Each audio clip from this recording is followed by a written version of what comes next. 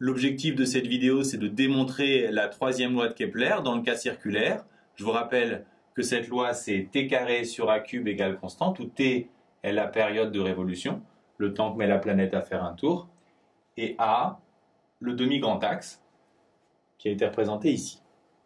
Dans le cas circulaire, le Soleil se retrouve au centre, et demi-grand axe et demi-petit axe sont tous les deux égaux à R. En particulier donc A égale R, ce qui donne comme objectif t carré sur R cube égale constante. La clé pour faire cette démonstration, et cette clé vous ne pouvez pas la deviner, donc je vous conseille de la prendre, c'est deux calculs différents de V carré.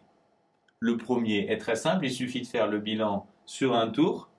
Il faut constater que puisque le mouvement est circulaire, il va être uniforme, c'est-à-dire que la vitesse, elle est constante.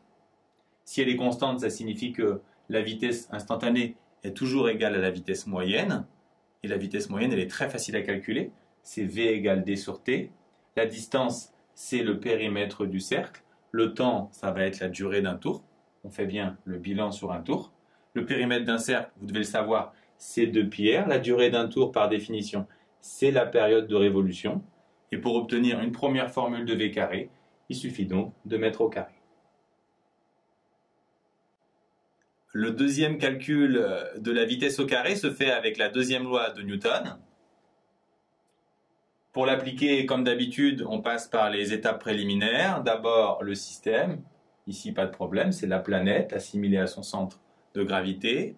Le référentiel, attention, puisque la planète tourne autour du Soleil, on va le choisir héliocentrique. Le repère, il est impossible à deviner pour un élève de terminale. Il faut apprendre par cœur qu'il faut introduire ici un repère mobile de Freinet. Mobile parce qu'il suit la planète, avec un premier vecteur qu'on appelle tangentiel, qui est tangentiel justement au mouvement et qui suit la vitesse. Un deuxième vecteur qui est normal, qui est perpendiculaire au premier, dirigé vers le Soleil. Et il faut apprendre aussi par cœur que dans un repère mobile de Freinet, l'accélération tangentielle, c'est la dérivée de la vitesse par rapport au temps, et l'accélération normale, c'est V carré sur R. Bilan des forces maintenant. La seule force qui s'exerce sur la planète vient du Soleil, c'est la force gravitationnelle. Mais attention, ce n'est pas le poids puisqu'on n'est plus à la surface de la Terre.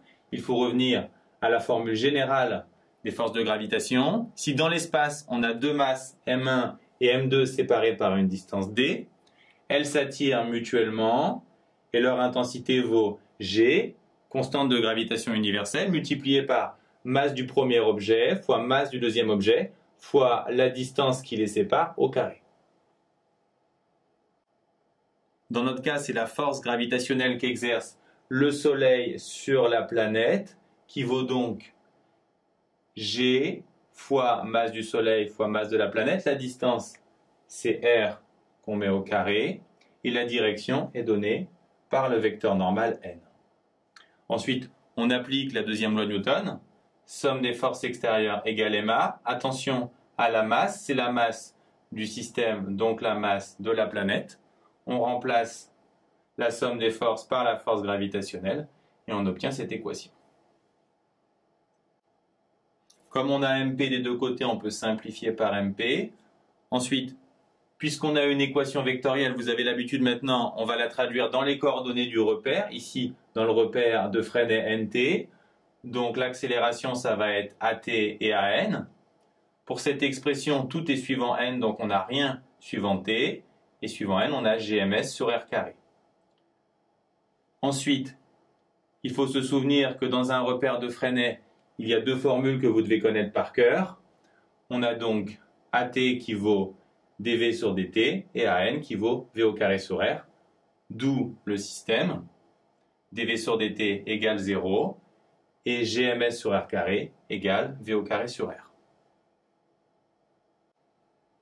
dV sur dt égale 0, ce qui signifie que V est constante, ce n'est pas une surprise, on le savait déjà. Ici, en divisant par R, on trouve une formule pour V carré. Je vous rappelle qu'en faisant le bilan sur un tour, on avait une deuxième formule de V carré, et en les croisant, on va retrouver la troisième loi de Kepler.